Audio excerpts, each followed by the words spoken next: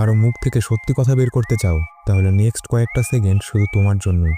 কারণ এই ট্রিকটা ব্যবহার করলে তারা নিজে থেকেই সত্যি বলতে বাধ্য হয়ে যাবে। যদি তুমি কারো থেকে সোজাসুজি এটা জিজ্ঞেস করো যে এই কাজটা কি তুমি করেছো, তাহলে তাদের মাইন্ড ডিফেন্সিভ মোডে চলে যায় আর তারা তখন নানা বাহানা বানাতে শুরু করে। কিন্তু এটার পরিবর্তে যদি তুমি জিজ্ঞেস করো যে আমি জানি এই কাজটা তুমি করেছো, কিন্তু আমার শুধু এই সম্পর্কে ডিটেলস প্রয়োজন, তখন তাদের মাইন্ড ফেঁসে যায়। আর তখন তারা সত্যকে লুকানোর বদলে সেটাকে জাস্টিফাই করার ট্রাই করে। আরও একটা সাইকোলজিক্যাল ট্রিক আছে যেটাকে গিল্ট সাইলেন্স বলে। এখানে তুমি যে মানুষটা মিথ্যা বলছে তার দিকে 10 সেকেন্ডের জন্য জাস্ট কোনো শব্দ না করে তাকিয়ে থাকো, কারণ মানুষের মাইন্ড ওয়াকওয়ার্ড সাইলেন্স পছন্দ করে না। আর এটার ফলে একটু পরে সে নিজেই কথা বলতে শুরু করে।